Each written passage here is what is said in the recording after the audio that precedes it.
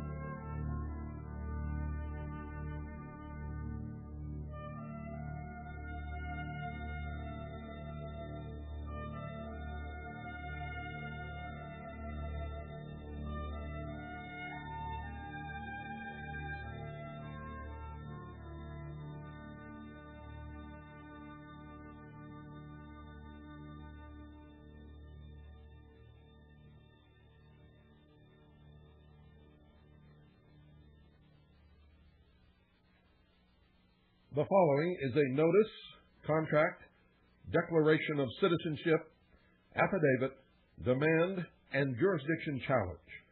If you are listening to this broadcast, and if you listen to all of this series, you will have been served. It will be incumbent upon you, if you are one of the interested parties, to dispute and rebut any or all of the presumed facts stated within these broadcasts. This notice, contract, declaration of citizenship, affidavit, demand, and jurisdiction challenge addresses federal jurisdiction, federal authority, jurisdiction and authority of federal agents, the constitutionality and lawful character of the income tax and the Internal Revenue Service, and other agencies of the United States government, including but not limited to the Department of the Treasury, and legal application of the Internal Revenue Code. It will be construed to comply with provisions necessary to establish presumed fact under the federal rules of civil procedure and attending state rules. Should interested parties fail to rebut within 20 calendar days any given allegation or matter of law addressed herein, the position will be construed as adequate to meet requirements of judicial notice, thus preserving fundamental law.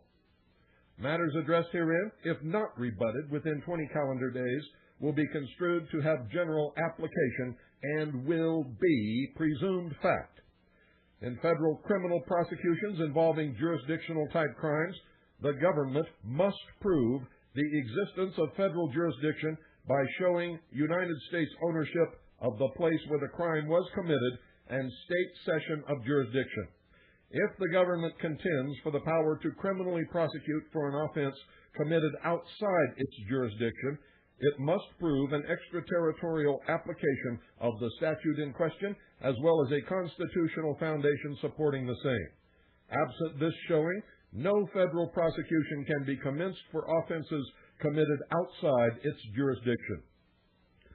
Quote, once jurisdiction is challenged, it must be proven, end quote. Higgins versus Levine, Supra, note 3.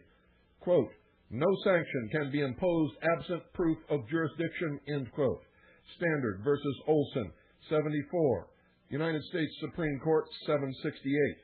Quote, it has also been held that jurisdiction must be affirmatively shown and will not be presumed, end quote. Special Indemnity Fund versus Pruitt, 205 F2 small d, 306,201, Oklahoma Supreme Court 308. All interested parties must make rebuttals within 20 calendar days to the address contained in item number 146. No, all men and women by these presents, de jure, Union State of Arizona, sworn statement, affidavit of fact, Apache County. Whereas the eternal and unchanging principles of the laws of commerce are: 1, a matter must be expressed to be resolved. 2, in commerce, truth is sovereign. 3, truth is expressed in the form of an affidavit. 4, an undisputed affidavit stands as truth in commerce. 5, an undisputed affidavit becomes the judgment in commerce. 6, an affidavit of fact under commercial law can only be satisfied, Roman numeral 1, through a rebuttal affidavit of fact, point for point, Roman numeral 2, by payment, Roman numeral 3, by agreement, Roman numeral 4, by resolution by a jury according to the rules of common law. Item 7, a worker is worthy of his hire. 8, all are equal under the law. The foundation of commercial law is based upon certain eternally just, valid, moral precepts and truth, which have remained unchanged for at least 6,000 years, having its roots in Mosaic law. Said commercial law forms the underpinnings of Western civilization, if not all nations, law and commerce in this world.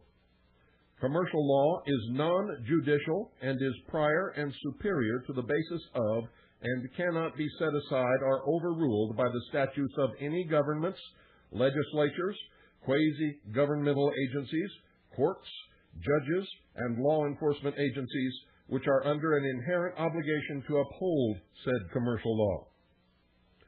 Know all men and women that William Cooper, hereinafter the affiant, certifies in this affidavit of fact that the following facts are true, correct, certain, and complete to the best of the affiant's knowledge, belief, and information.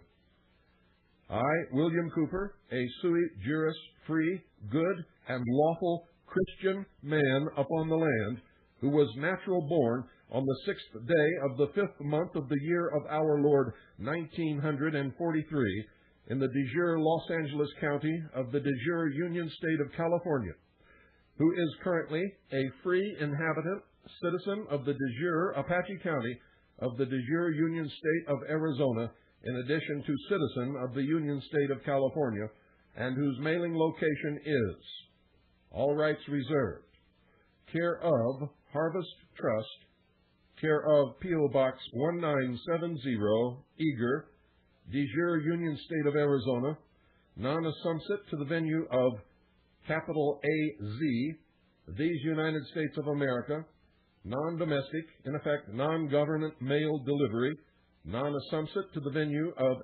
85925, does solemnly affirm, declare, attest, and depose. Number 1, that the affiant is of lawful age to make this affidavit. 2, that the affiant is competent to make this affidavit. 3, that the affiant has personal knowledge of the facts as stated herein. 4, that the affiant is not under the lawful guardianship or disability of another. 5, that the affiant makes this affidavit of fact as a matter of record of the affiant's own right, sui juris, in the affiant's own proper self, in propria persona. 6, that the affiant was natural born a citizen of the de jure Union State of California in the de jure Los Angeles County on the 6th day of the 5th month of the year of our Lord 1943. That affiant's wife, Annie Mordhorst, was natural born a citizen of the de jure nation of Taiwan in the de jure city of Taipei on the 8th day of the 11th month of the year of our Lord 1953. 7, that as a natural born de jure preamble citizen of the de jure Union State of California, the affiant declares the affiant's sovereignty extended to the affiant by Almighty God. 8, that the de jure Union States of Arizona and California are of the freely associated compact states of the American Union. 9. That the affiant is a citizen under the 1776 unanimous declaration of the 13 United States of America, also known as the Declaration of Independence, the 1777 Articles of Confederation, the 1787 Constitution for the United States of America, the Bill of Rights ratified in 1791, and precedent decisions of the Constitution for the United States of America, Article 3, Justice Courts of Law. That affiant's wife, by virtue of the common law, as the lawful wife of affiant, is a citizen of the same. 10. That the affiant and affiant's lawful wife are possessed of unalienable God-given rights from affiant's creator. 11. That affiant's unalienable rights are memorialized in and secured by the 1787 Constitution for the United States of America and the 1791 Bill of Rights. 12. That the affiant has not ever, does not now, and will not ever knowingly, willingly, voluntarily, or intentionally waive any of the affiant's rights. That the government of the United States may not assume any power over the citizens of the de jure Union States which is not specifically delegated to the United States by the creators of the United States, that is, the citizens of the de jure Union States. That was item number 13. 14. That the affiant and affiant's lawful wife do not owe their citizenship to the so-called 14th Amendment to the Constitution for the United States. 15. That the affiant and affiant's lawful wife are not liable for the Title 26 United States Code, Internal Revenue Code, Subtitle A, Section 1, Graduated Income Taxes for reasons of the affiant's and affiant's lawful wife's alienage to the state of the forum of United States tax laws. 16. That the affiant and affiant's lawful wife were not born in a territory over which the United States is sovereign. 17. That the affiant and affiant's lawful wife are not citizens subject to the jurisdiction of the United States as defined in 26 Code of Federal Regulations 1.1-1, small c, to wit, small c, who is a citizen? Every person born or naturalized in the United States and subject to its jurisdiction as is a citizen. 3, capital A, American jurisprudence, let me say that again. 3, capital A, American jurisprudence, 1420, aliens and citizens.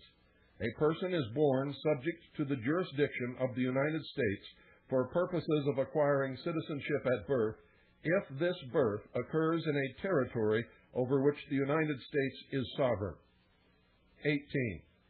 That the affiant and affiant's lawful wife are non-resident to and not a dweller within the jurisdiction of the state of the forum of Article 1, Section 8, Clause 17, and Article 4, Section 3, Clause 2 of the Constitution for the United States of America, in which the United States Congress exercises exclusive legislation in all cases whatsoever over said district not exceeding 10 miles square, beyond the seat of government of places legally ceded by the Union States for the erection of forts, magazines, arsenals, dockyards, and other needful buildings, or any other territories or properties belonging to the United States.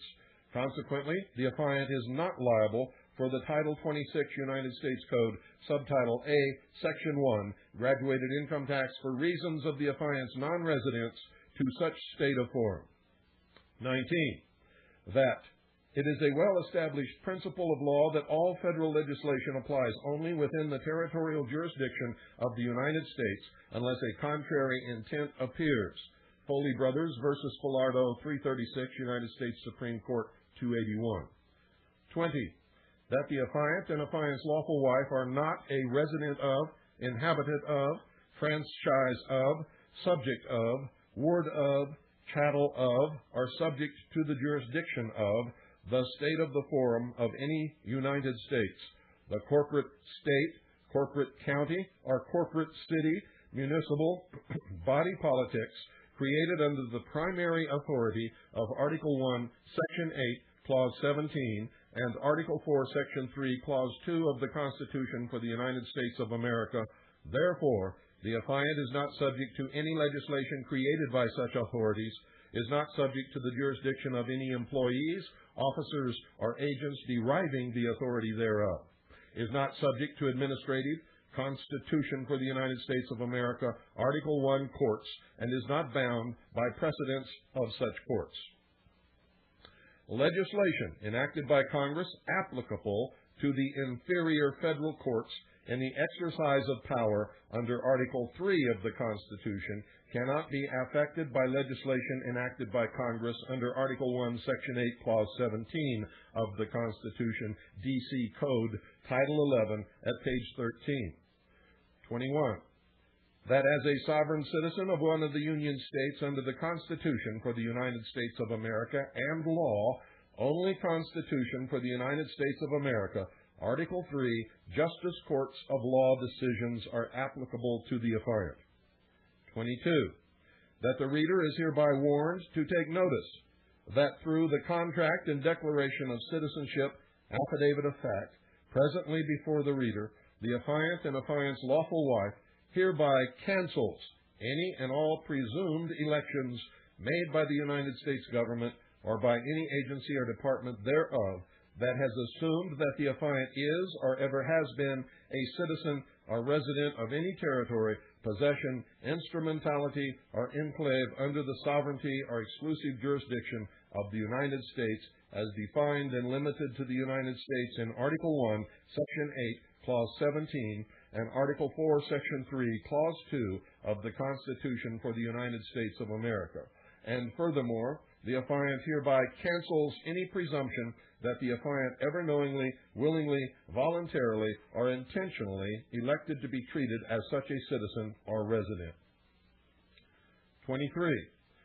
That the reader is hereby warned to take notice that through the contract and declaration of citizenship, affidavit of fact, presently before the reader, the affiant and affiant's lawful wife hereby, small a, rescinds all endorsements, subscriptions, or presumed signatures attributed to the hand of the affiant on any form or document whatsoever which may be construed or has been construed to give the International Monetary Fund, the United Nations, any entity that claims to have a treaty, compact, contract, agreement, or understanding with the United States government, the Internal Revenue Service, the Social Security Administration, or any agency or entity of the United States government created under the authority of the Constitution for the United States of America, Article 1, Section 8, Clause 17, and Article 4, Section 3, Clause 2, or any other government, whether said government be de jure, de facto,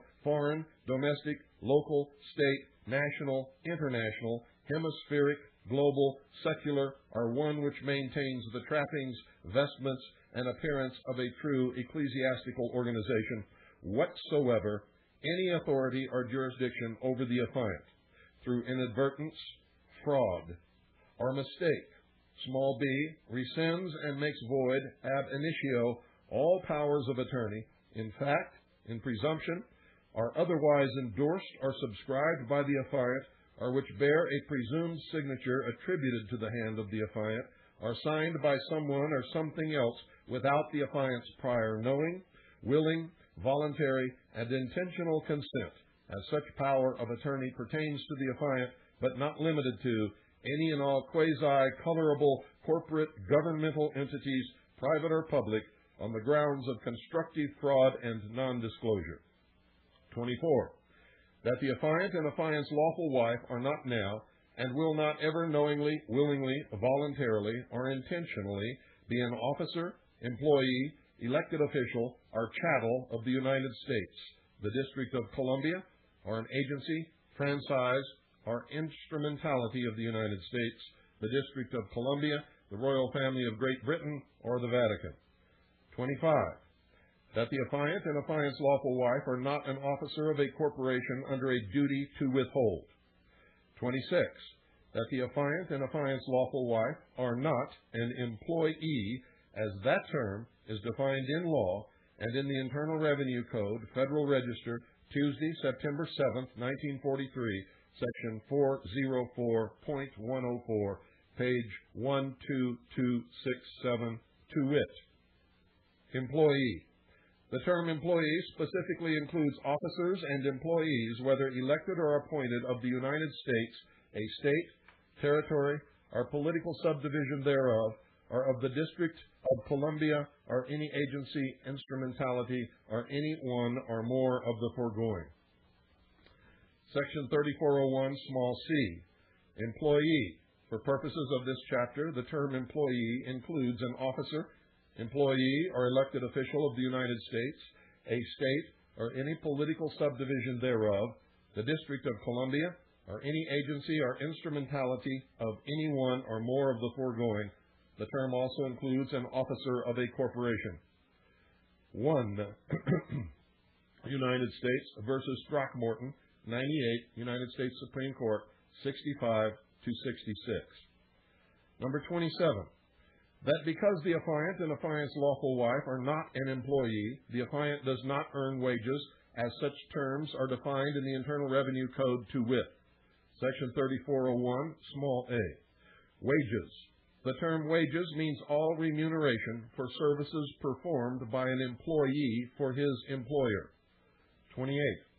That pursuant to the Public Salary Tax Act of 1939, Title I, Section 1, the affiant does not earn gross income as such term is defined therein.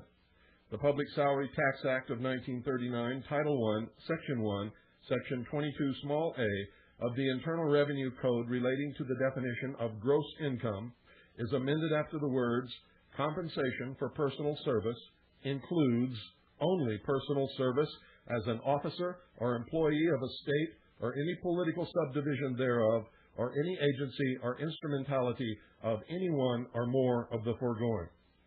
29.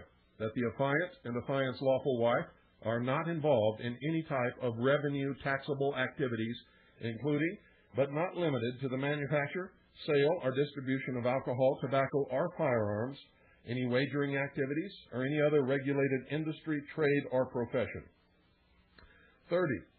That the affiant and affiant's lawful wife does not reside in or obtain income from any source within the District of Columbia, Puerto Rico, the United States Virgin Islands, Guam, or any other territory, insular possession, enclave, franchise, or instrumentality of the United States, the District of Columbia, the British Commonwealth, or the Vatican.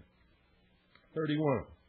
That the affiant and affiant's lawful wife are not a United States person, United States resident, United States individual, United States corporation, citizen subject to its jurisdiction, or subject of the royal family of Great Britain, as such words of art are defined in the Internal Revenue Code and other applicable United States codes or treaties.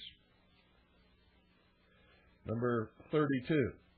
That the so-called 16th Amendment to the Constitution for the United States did not repeal the constitutional apportionment restrictions imposed upon direct taxes by the Constitution for the United States of America, Article 1, Section 2, Clause 3, and Article 1, Section 9, Clause 4. Thus, taxes on personal property are direct taxes, not taxable by the federal government unless apportioned according to the census of the Union States. 33. That the so-called 16th Amendment to the Constitution for the United States was not properly, lawfully, and constitutionally ratified by the states of the Union. But if it had been properly ratified, it specifies incomes from whatever source derived. Amendment 16, quote, the Congress shall have power to lay and collect taxes on incomes from whatever source derived, without apportionment among the several states, and without regard to any census or enumeration, end quote. 34. That the Secretary of the Department of the Treasury has defined and limited the tax to be applicable to only, quote, taxable income of the taxpayer from specific sources and activities, end quote. The income must be taxable and must come from specific sources and activities that are defined by the Secretary. Code of Federal Regulations, Section 1.861-8, small a, quote, the rules contained in this section apply in determining taxable income of the taxpayer from specific sources and activities under other sections of the Code referred to in this section as operative sections. See paragraph small f 1 of this section for a list and description of operative sections, end quote. 35. That the federal regulations make reference to sources within the United States. These are the only sources listed from which income must derive in order for it to be taxable for the purpose of the income tax. Code of Federal Regulations 1.861-8, small f 1. Roman numeral 1, overall limitation to the foreign tax credit. Roman numeral 2 is reserved. Roman numeral 3, DISC and FSC taxable income. Note, DISC is Direct International Sales Corporation and FSC is a Foreign Sales Corporation. Roman numeral 4, effectively connected taxable income, non-resident alien individuals and foreign corporations engaged in trade or business within the United States. Notice that Roman numeral 4 says non-resident alien individuals and foreign corporations engaged in trade or business within the United States. Roman numeral 5, foreign base company income. Roman numeral 6, other operative sections. Capital A, foreign source items of tax. Capital B, foreign mineral income. Capital C is reserved. Capital D, foreign oil and gas extraction income. Capital E, citizens entitled to the benefits of Section 931 and the Sections 936 tax credit, which is foreign. Capital F, residents of Puerto Rico. Capital G, income tax liability incurred to the Virgin Islands.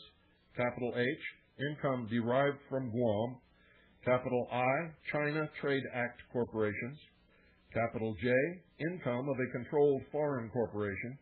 Capital K, income from the insurance of United States risks. Capital L, international boycott factor attributable taxes and income under Section 999. Capital M, income attributable to the operation of an agreement vessel under Section 607 of the Merchant Marine Act of 1936. Item number 36. That the item 35 list explains clearly the gross income involvement in light of the fact that the United States Supreme Court has determined that the Congress acts intentionally and purposely in the inclusion or exclusion of something in a law, or simply, if a particular source is not on the list, then it is effectively excluded from the Income Tax Act and subsequently the legal definition of gross income. 37. That the item 35 list regulation can be described simply as a fence. The United States Congress gave the Secretary the task to encircle and delineate the only area from which gross income and hence taxable income can be derived or accepted from. And the Secretary published his understanding of what was expected of him in the regulations. The list is, in fact, the only definition of sources anywhere in the regulations. Whatever is within the fence is allowed to be listed as gross income. If it is not within the confines of the Secretary's fence or regulation, it is exempt. 38. That some with a vested interest in taking care of our money for us will argue that the phrase whatever sources in the so-called 16th Amendment means any and all sources, and we agree that it does. Any and all sources within the list. The Secretary has defined them, then Congress agreed with the Secretary, and they are restricted to the above list as it is the only list which defines sources. An entry for citizens with domestic income or resident aliens does not exist on this list. 39. That the power of the Congress and the authority it gives to the executive branch is limited to the contents of the law. 40. What is not stated in the law is always important. It is a fundamental legal principle and a basic maxim of statutory interpretation. Quote, expressio unius est exclusio alterius, end quote, which means, in Latin, the expression of one thing is the exclusion of another. Quote, When certain persons or things are specified in a law, contract, or will, an intention to exclude all others from its operation may be inferred. Under this maxim, if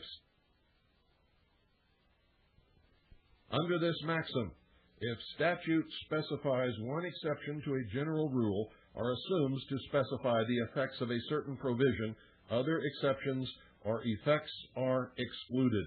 Black's Law Dictionary, 6th edition. Small 1. Section 61 states that gross income is from sources which are taxable. Small 2.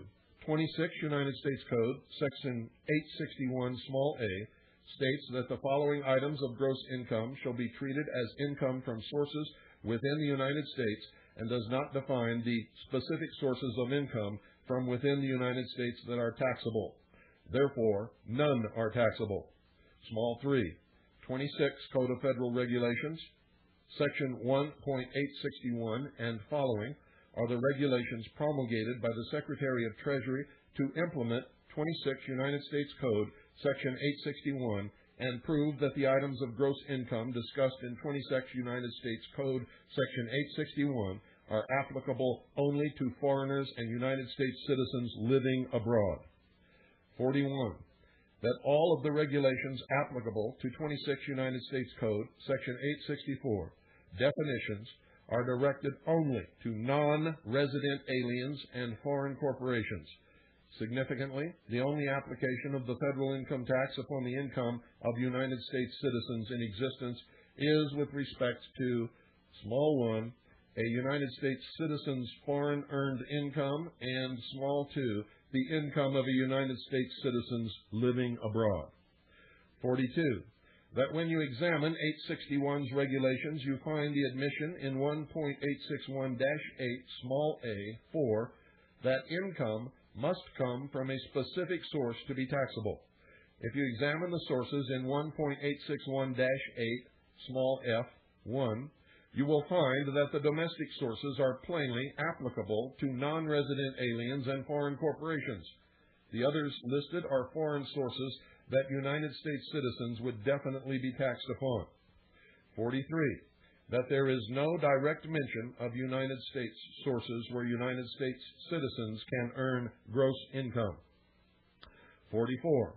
That of the 5 sources listed in small f1, 4 of them are repeated as non-exempt income pursuant to 26 Code of Federal Regulations, Section 1.861-8, capital T, small d, 2, Roman numeral 3, and pursuant to 1.861-8, capital T, small d, 2, Roman numeral 2, capital A. All income that is exempt, excluded, not listed, or eliminated from the law is exempt income. Where are the other United States sources listed that are applicable to United States citizens living and working within the United States? A complete search of the United States Code and the Code of Federal Regulations discloses that there are none. None. Zero. Zip. Zilch. Does not exist and therefore cannot be taxed. 45. That since the law is plainly structured to be taxing foreigners and foreign earned income, we must have some specific citation of law, specifically taxing United States citizens on their domestic source income, as the Secretary has made the list of U.S. sources that are taxable in 26 United States Code, Section 861, applicable only to foreigners. 46. That the only form required to be filed by United States citizens pursuant to Section 1.1-1 of the Code of Federal Regulations is the 2555 Foreign Earned Income Form. With regard to the filing of returns, the only filing requirement for an individual under subtitle capital A, income tax, is found in Code Section 6012, small a. Under Section 6012, small a, and its underlying regulations, taxable income is limited to certain income that has been earned while living and working in certain foreign countries or territories. As proof of this, under the 1980 Paperwork Reduction Act, the Office of Management and Budget, OMB, must assign an OMB approval number to any agency return that requests and collects information from a United States citizen according to OMB approval control number 1545-0067, assigned to Treasury Regulations 1.1-1, tax imposed, and 1.6012-0, persons required to make returns of income, under 26 Code of Federal Regulations, Part 600 to end. The required return for a United States citizen to report income is not 1040, is not Form 1040, is not Form 1040, has never been Form 1040, but is Form 2555, foreign earned income. The 1040 return for the U.S. individual is merely a supplemental worksheet for the required Form 2555. The top of Form 2555 instructs, quote, attached to front of Form 1040, end quote, and, quote, for use by U.S. citizens, end quote.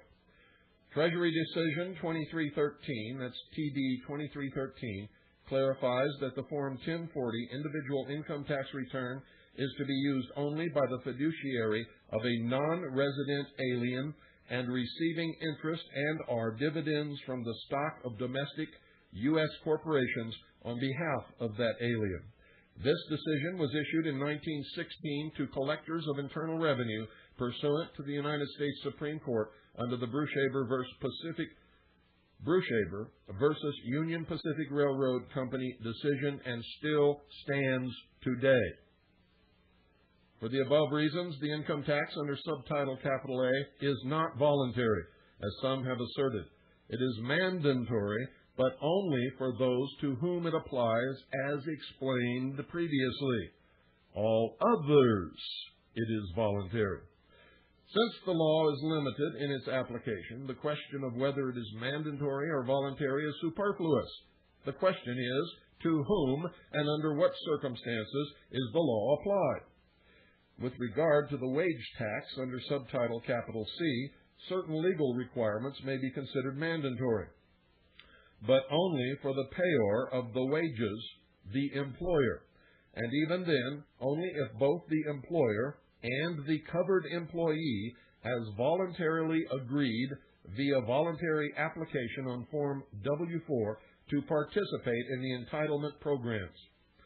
Since there is no legal requirement to have a Social Security number in order to live and work in the United States, or simply for the sake of having one, no legal requirement to enter a Social Security number on W-4 form, sign, or submit it, and no legal requirement for an employer to obtain an Employer Identification Number, EIN, in order to hire workers, neither party, employee, or employer can be compelled to participate in the entitlement programs, hence compliance under subtitle capital C is correctly said to be voluntary.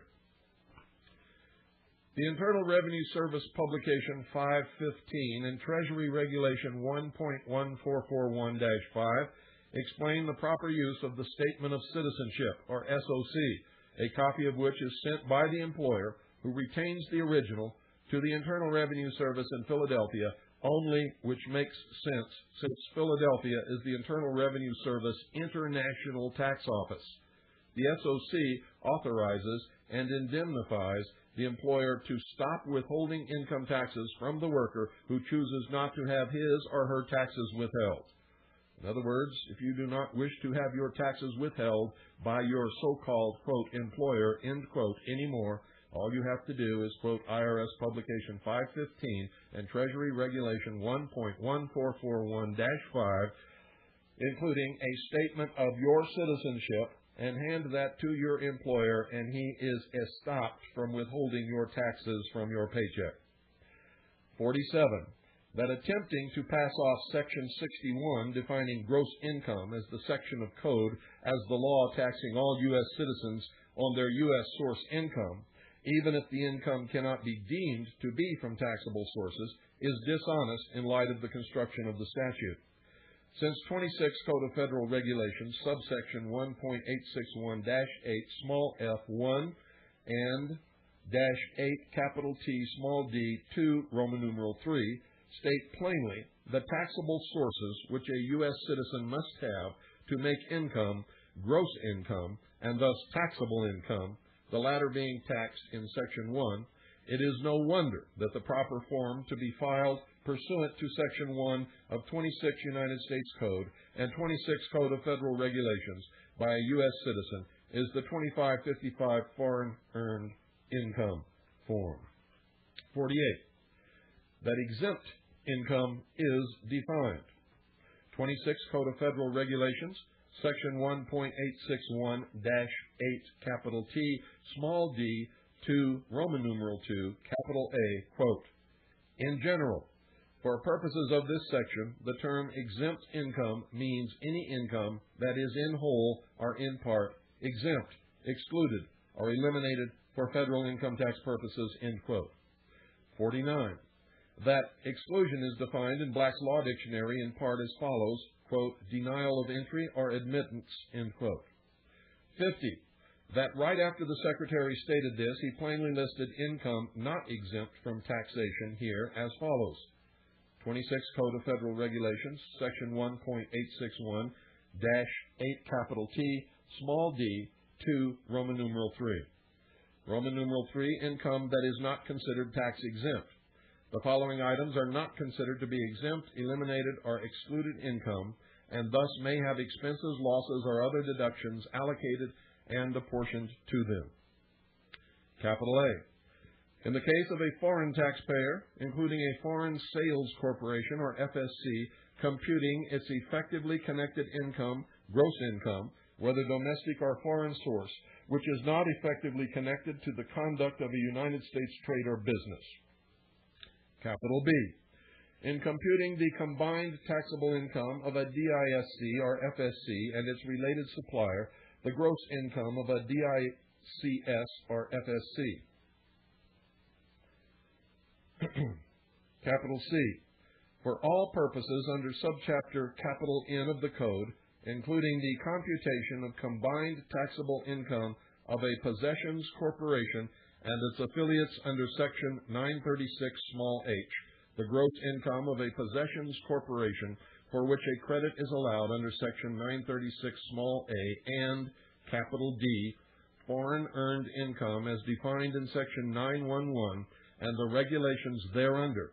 However, the rules of Section 1.911-6 do not require the allocation and apportionment of certain deductions, including home mortgage, interest, to foreign earned income for purposes of determining the deductions disallowed under Section 911 small d 6. 51.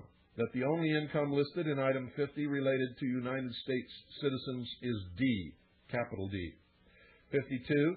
That the definition of wages in Section 3401 small a to be withheld from in accordance with Section 3402 excludes all remuneration paid to U.S. citizens by employers, except income which is deemed to be gross income under Section 911 or other income related to foreign and U.S. possession sources, and we already discussed what is gross income under Section 911.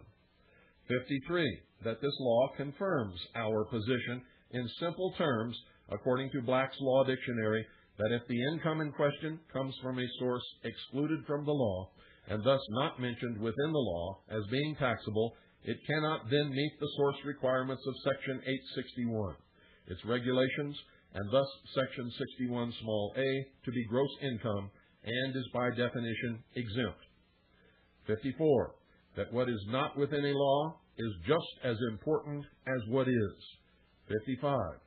That the entire topic of the income tax and the statutes regarding it are built on the foundation of gross income, as defined in Section 61 of the Internal Revenue Code, and that the laws mean exactly what they say. 56. That compensation for labor and exercise of the right to labor are personal property, and such personal property correctly comes under the authority of the Constitution for the United States of America, Article 1, Section 2, Clause 3, and Article 1, Section 9, Clause 4, and are, therefore, not taxable by the federal government as a graduated tax.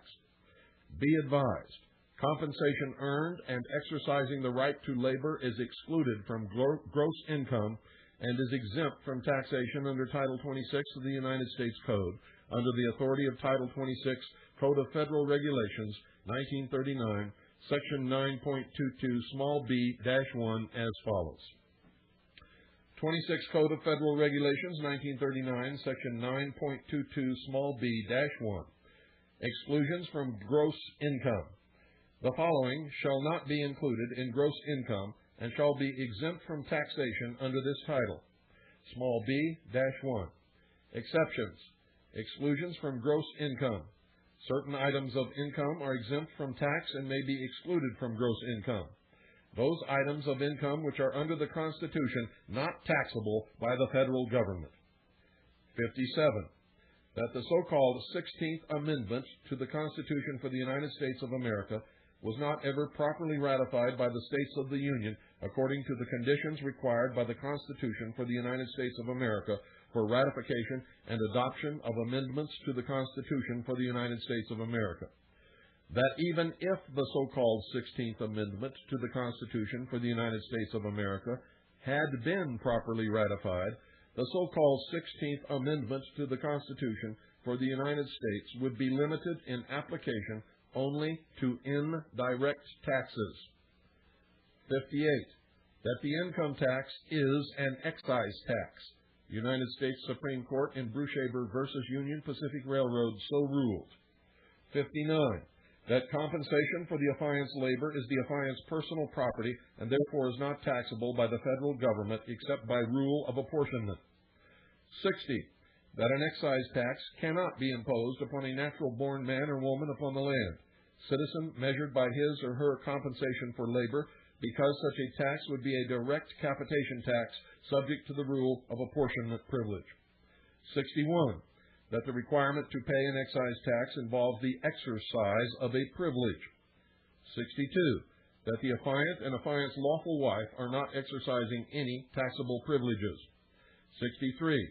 That the affiant provides for the affiant's and his family's existence by laboring in a non-taxable craft of common right, to wit. The citizen, unlike the corporation, cannot be taxed for the mere privilege of existing. The corporation is an artificial entity which owes its existence and charter powers to the state, but the citizen's right to live and own property are natural rights for the enjoyment of which an excise cannot be imposed. We believe that the conclusion is well justified that a tax laid directly upon income or property, real or personal, may well be regarded as a tax upon the property which produces the income. Redfield v. Fisher, 292, Oregon Supreme Court, 813 and 817, 819, 1939. 64. That the affiant's compensation for labor constitutes the fruits of the affiant's labor, and as such is the affiant's substance and personal property, of which the federal government may not deprive the affiant of any portion by apportioning said property against the affiant's will. 65. That the Victory Tax Act of 1942, 56 Statutes at Large, Chapter 619, page 884, October 21, 1941, which implemented withholding and 1040 returns requirements, stated, Section 476, quote, "The taxes imposed by this subchapter shall not apply with respect to any taxable year after the date of cessation of hostilities in the present war, in effect, World War II," end quote. 66. That the Victory Tax Act and its provision for withholding was repealed pursuant to 58 Statutes at Large, Chapter 210, Section 6, small a, page 235. 67.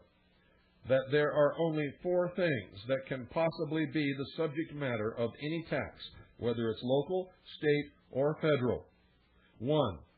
People, which is a capitation, head, and poll tax, a direct tax. 2. Property, by reason of ownership, real and personal property taxes, is a direct tax. 3. revenue taxable activities such as the manufacture, sale, or distribution of alcohol, tobacco, or firearms, and indirect tax. 4. A grant of privilege, for example, state-registered corporate charters granting permission to do business, is a privilege by the state's definition and indirect tax. 68. That taxes on the first two types, people and property, are called direct taxes, while the third and fourth types, on revenue taxable activities and a grant of privilege, are known as indirect taxes. This definition is not derived from what the tax is popularly or formally named, nor from how the tax is measured. This definition can only come from its subject. 69. That there has never been a head tax since the Constitution was instituted, because capitation taxes are expressly forbidden by Article 1, Section 9, Paragraph 4. This type of tax is outlawed at all levels. That while property taxes are legal in nearly all state and local jurisdictions, they are not legal on the federal level. That the federal government must restrict itself to the indirect class of taxes, duties, imposts, and excises. Quote, the income tax is, therefore, not a tax on income as such. It is an excise tax with respect to certain activities and privileges, which is measured by reference to the income which they produce. The income is not the subject of the tax. It is the basis for determining the amount of tax. End quote. House Congressional Record, March 27, 1943, page 2580. 70. That the courts have clearly established that the misleadingly named income tax is an excise tax and therefore is an indirect tax. The Supreme Court case, Russell v. United States, 369, United States Supreme Court 749, at 765, 1962, states that, quote, taxable income can only be derived from revenue taxable activities.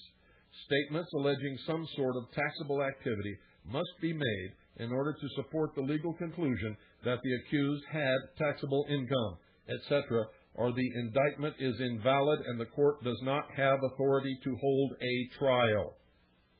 Did you hear what I said? That is my challenge to the United States District Court. We have no taxable income. The indictment is invalid, and the court does not have authority to hold a trial. And on top of that, they don't have authority anyway within the territorial boundaries of the state of Arizona. 71. That the Supreme Court's unanimous rulings in the following cases have never been reversed or overturned. Brushaber v. Union Pacific Railroad Company, 240, United States Supreme Court, 1. Stanton v. Baltic Mining Company, 240, United States Supreme Court, 103. And Flint v. Stone Tracy Company, 220, United States Supreme Court, 107. The court in Brushaber and Stanton held that the 16th Amendment, the Income Tax Amendment, as correctly interpreted, and the income tax itself, when correctly applied, are constitutional because they are restricted to indirect taxes. Notice they're only constitutional as correctly interpreted and when correctly applied. When they are restricted to indirect taxes. 72.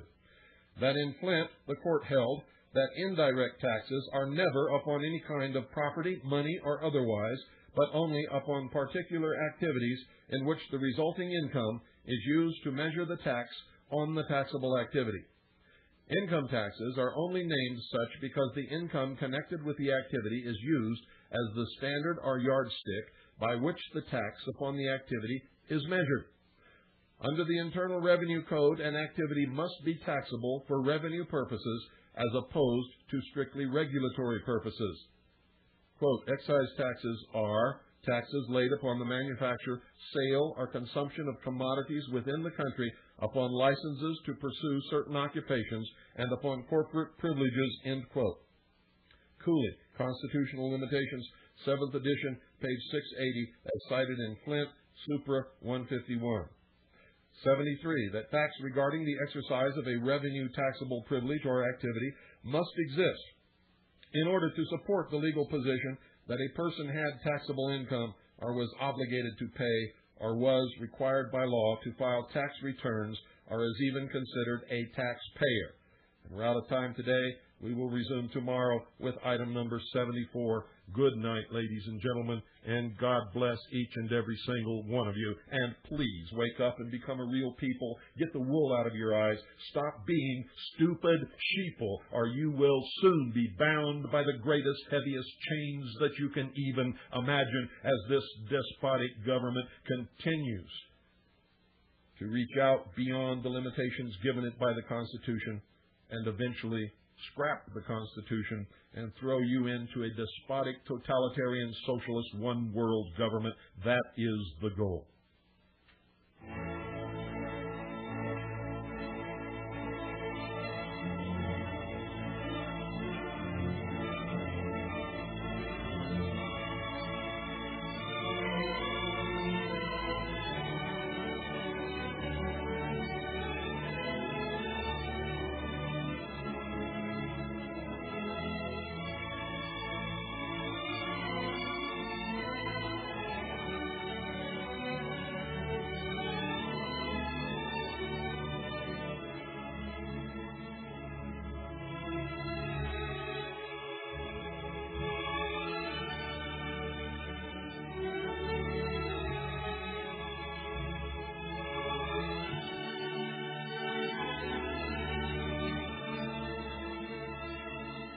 Why do you think, ladies and gentlemen, that President Clinton is in China making love to the communists?